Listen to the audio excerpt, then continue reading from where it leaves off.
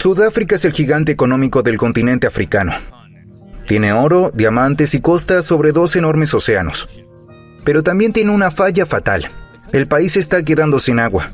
Y lo único que evita que su corazón industrial colapse por completo es este pequeño hueco independiente en el mapa. Entonces, ¿por qué Sudáfrica y su ciudad más grande, Johannesburgo, no pueden sobrevivir sin este diminuto país? Soy Jeff y esta es la historia geográfica de Sudáfrica y del pequeño país enclave de Lesoto. A simple vista, Sudáfrica parece un gigante geográfico. Es un enorme país de más de 1,2 millones de kilómetros cuadrados en el extremo sur del continente africano. De hecho, es el 25º país más grande del planeta y domina el hemisferio sur con una costa de más de 2.800 kilómetros, disfrutando del raro privilegio geográfico de estar bañada por 2 enormes océanos, el frío Atlántico al oeste y el cálido Índico al este. Al recorrer Sudáfrica te encuentras con una sorprendente variedad de biomas. Está la exuberante humedad subtropical de KwaZulu-Natal al este y los áridos desiertos de Kalahari al norte. También está el clima mediterráneo de Ciudad del Cabo, famoso por sus viñedos, pero contrasta con los extensos matorrales semiáridos del Gran Karoo, que cubren el vasto interior. Es una tierra abundante en minerales, oro y, por supuesto, biodiversidad. Pero hay un recurso específico del que Sudáfrica carece desesperadamente. Y para encontrarlo, hay que dejar de mirar los océanos e ir hacia el centro del país, donde se encuentra una extraña anomalía rodeada de montañas. Esta es la Gran Escarpa, una enorme formación geológica que separa las estrechas llanuras costeras de Sudáfrica de su elevada meseta interior. Y justo en la sección más abrupta e imponente de esa escarpa, las montañas Drakensberg, se encuentra un país que no debería existir como una nación independiente. Ese país es Lesoto. Lesoto es una auténtica rareza geográfica. Es uno de los 3 únicos países enclave del mundo, países rodeados por otro país. Pero mientras San Marino y el Vaticano son casi ciudades-estado dentro de Italia, Lesoto es una fortaleza montañosa, agreste y salvaje, y además es mucho más grande, con un tamaño similar al de Bélgica o al del estado de Maryland. Lesoto crea un enorme hueco en el mapa de Sudáfrica, pero no es un hueco hacia abajo, es todo lo contrario. Es el único país independiente del mundo cuyo territorio completo se encuentra por encima de los 1000 metros de altitud. Eso significa que su punto más bajo está más alto que el punto más bajo de cualquier otro país del planeta. Por eso se le conoce como el reino en el cielo. Mientras Sudáfrica se caracteriza por sus extensas mesetas y llanuras costeras, Lesoto está definido por su relieve vertical. Es una tierra de picos de basalto y profundos valles esculpidos por millones de años de actividad volcánica y erosión. Esta diferencia de altitud no es solo una curiosidad, es el motor del clima de toda la región. Cuando el aire cargado de humedad sopla desde el cálido océano Índico, cruza las tierras bajas de Sudáfrica. Al chocar contra el muro rocoso de las montañas Drakensberg y Maloti, que forman la frontera y columna de Lesoto, ese aire asciende rápidamente, se enfría, se condensa y termina cayendo en forma de abundantes lluvias y nieve. Esto crea una línea casi visible sobre el terreno. Del lado sudafricano de la frontera, especialmente hacia el interior y el oeste, el paisaje es seco. De hecho, Sudáfrica es un país con escasez de agua y ocupa el puesto 35 entre los países con menor precipitación promedio. Sus lluvias son impredecibles y cuanto más avanzas hacia el oeste, más seco se vuelve, hasta convertirse en un desierto. Pero al cruzar la frontera hacia las montañas de Lesoto, llegarás a una torre de agua. A pesar de ocupar una fracción muy pequeña del territorio del sur de África, Lesoto recibe una cantidad desproporcionada de las precipitaciones de toda la región. Es verde, frío y húmedo. En invierno, mientras el resto de África evoca imágenes de calor y sabanas, las cumbres de Lesoto suelen cubrirse de nieve, formando las únicas pistas naturales de esquí al sur del Sahara. Pero hay un detalle, el agua fluye cuesta abajo, y como Lesoto se encuentra sobre el techo del sur de África, toda esa agua tiene que ir a alguna parte. No se queda en Lesoto, abre profundas venas entre las rocas, formando corrientes que dan origen a uno de los elementos geográficos más importantes del continente, el río Orange. Este río es la arteria vital de la región, nace en las montañas de Lesoto,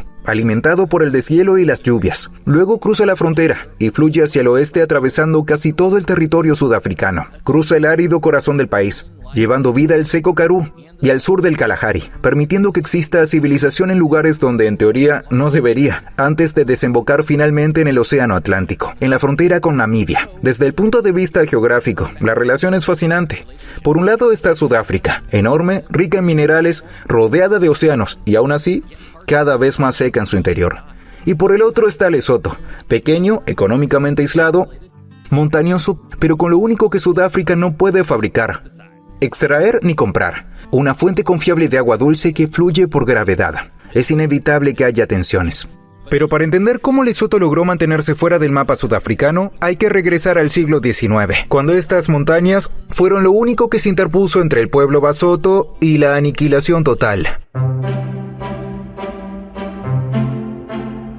Las fronteras de Sudáfrica hoy parecen completamente definidas, pero esas líneas que parecen permanentes fueron trazadas con sangre y con una historia de supervivencia diplomática brillante. Para entender por qué Lesoto es un país independiente dentro de Sudáfrica, tenemos que regresar a una época de caos absoluto. Durante milenios, esta región estuvo habitada por los pueblos Sanikoy, cazadores-recolectores de las llanuras. Pero hace unos 1500 años, agricultores de habla bantú comenzaron a migrar desde África Central, trayendo consigo hierro, agricultura y ganado. Con el tiempo, esa migración dio origen a los principales grupos étnicos que conocemos hoy, los Xhosa, los Zulúes y los Sotho. Durante siglos, convivieron en un equilibrio relativo.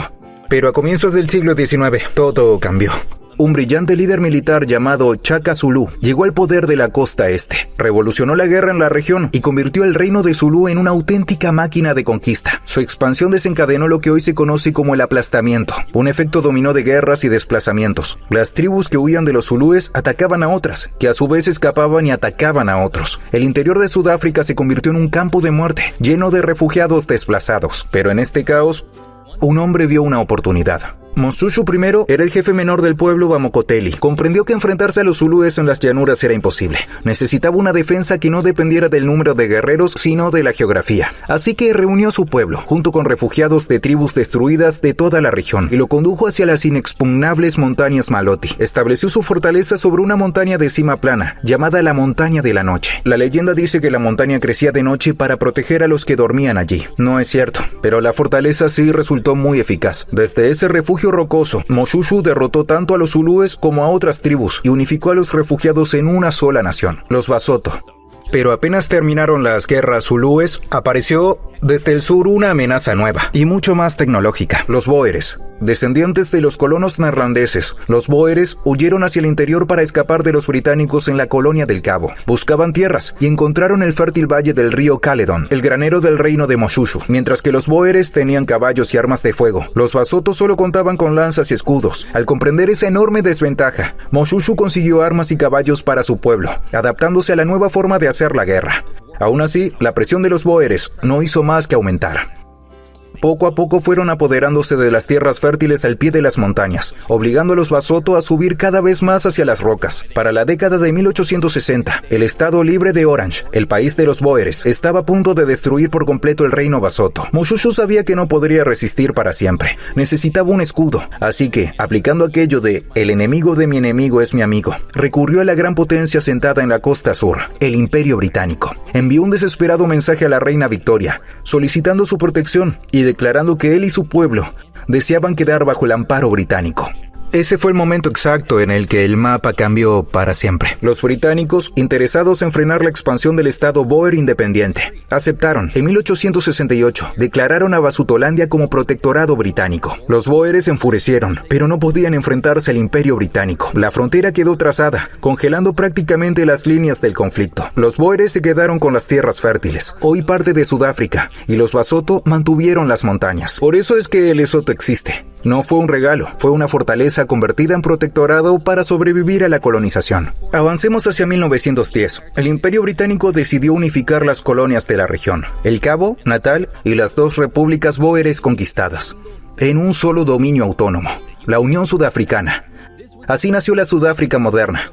En ese momento, tanto los británicos como el gobierno sudafricano asumieron que Basutolandia, junto con Suazilandia y Botswana, terminaría incorporándose a esa nueva unión.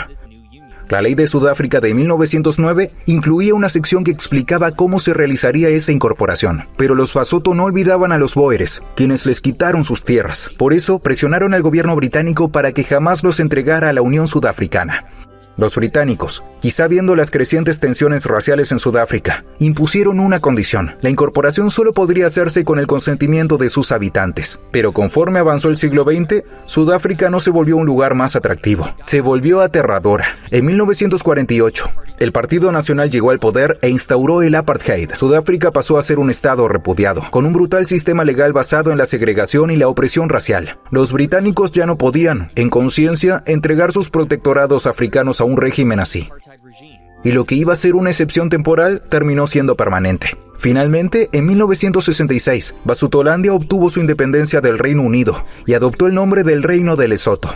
Así llegamos al presente. Hoy existen dos países soberanos. Uno es una enorme potencia económica nacida de la unión de las colonias británicas y bóeres. El otro es un pequeño reino montañoso, surgido de la resistencia de Moshushu. Pero la historia es cruelmente irónica. Moshushu salvó a su pueblo llevándolo a las montañas. Aseguró su libertad política, pero al hacerlo, los Basotho perdieron sus mejores tierras agrícolas ante Sudáfrica. Les quedó un país de roca, aire enrarecido e inviernos fríos y nevados. Tenían su bandera y su rey, pero casi no tenían economía. Aunque tenían un as en la manga decisivo: agua. Para entender la enorme fragilidad de la Sudáfrica moderna, tenemos que mirar su corazón y ciudad más grande, Johannesburgo. Johannesburgo es una rareza geográfica. Es la ciudad más grande del mundo que no está junto a la costa, un gran lago o un río navegable. De hecho, se encuentra sobre una divisoria continental. Cuando llueve en Johannesburgo, el agua se aleja de la ciudad. Fluye hacia el norte, hacia el Índico y hacia el sur, al Atlántico. Entonces, ¿por qué hay una megaciudad de millones de habitantes en un lugar donde el agua se aleja? Por el oro. Cuando comenzó la fiebre del oro en Witwatersrand en 1886, a nadie le preocupaba la ciudad a largo plazo. Solo querían oro, pero a medida que los campamentos se volvieron rascacielos y las polvorientas tiendas dieron paso a Gauteng, la provincia que hoy genera cerca de un tercio del PIB sudafricano, surgió un problema. Habían construido el mayor centro industrial de África en un lugar sin agua suficiente. Al principio represaron arroyos locales, después explotaron al máximo el río Vaal. Pero en el siglo XX, los ingenieros hicieron los cálculos y comprendieron que, si Sudáfrica quería seguir creciendo, necesitaba una nueva fuente de agua, y la necesitaba con urgencia. Miraron el mapa, y descubrieron que solo quedaba una opción: Lesoto.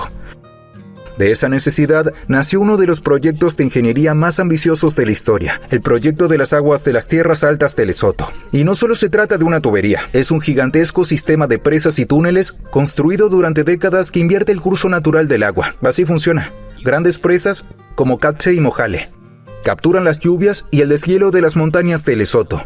Pero en vez de dejar que el agua siga su curso natural hacia el río Orange y el océano, el proyecto la desvía hacia el norte. La gravedad hace el trabajo pesado. Como Lesoto está a mayor altitud, el agua recorre 82 kilómetros de túneles perforados en roca sólida, cruza por debajo de la frontera y desemboca en el río Ash, en Sudáfrica. Desde allí continúa hasta la presa Vaal, el gran embalse que abastece de agua a Johannesburgo y Pretoria. Sin este sistema, la provincia de Gauteng colapsaría. Las cifras son impresionantes. La primera fase del proyecto ya suministra alrededor de 780 millones de metros cúbicos de agua al año a Sudáfrica. La segunda fase, actualmente en construcción, y que debería estar lista para 2028, elevará esa cifra a más de 1.200 millones de metros cúbicos. Para ponerlo en perspectiva, casi toda el agua que consume Johannesburgo proviene de otro país. Las minas de oro que impulsaron la economía funcionaban con agua de Lesoto. Las centrales de carbón que dan energía se enfrían con agua de Lesoto. En esencia, Sudáfrica externalizó su propia supervivencia al vecino que intentó conquistar una vez. Pero aquí es donde la historia se vuelve peligrosa. Sudáfrica se está secando. El Departamento de Agua y Saneamiento proyecta que para 2030, dentro de apenas unos años, el país enfrentará un déficit hídrico del 17%. Ya lo vimos en 2018, cuando Ciudad del Cabo estuvo al borde del llamado Día Cero, el día en que los grifos no funcionaron. Pero un día cero en Gauteng no sería solo una crisis humanitaria, sería una catástrofe económica para todo el continente. Eso le da al pequeño Lesoto un enorme poder de negociación. Aunque Sudáfrica rodea a Lesoto tanto militar como económicamente, Lesoto posee lo único indispensable para sobrevivir. Si algún día se cerraran las compuertas de las tierras altas, ya fuera por razones políticas, por sabotaje a la infraestructura o porque el cambio climático redujera las lluvias, el corazón de Sudáfrica dejaría de funcionar. Eso obliga a ambos países a permanecer unidos. Sudáfrica no puede permitirse que Lesoto fracase. Tampoco puede tolerar una inestabilidad política en Maseru, la capital de Lesoto, que ponga en riesgo las presas. Ni puede darse el lujo de ser enemigo de Lesoto.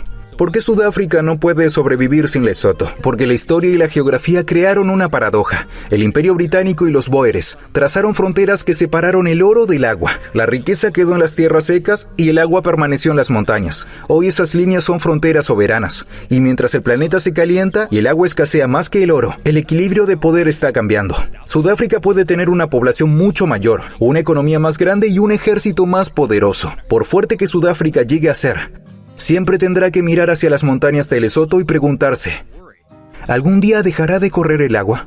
Pocos países en el mundo dependen tanto de otro como Sudáfrica depende de Lesoto. Normalmente ocurre al revés. El país pequeño depende del país grande. Pero, en este caso, la geografía decidió que el verdadero poder de la región estuviera en manos de Lesoto. Esta vez voy a pasar 36 horas a bordo de un tren de Amtrak, recorriendo toda la costa occidental de Norteamérica, desde Los Ángeles hasta Portland. Es una forma fascinante y muy divertida de vivir la geografía en primera persona, así que acompáñame en mi canal de viajes.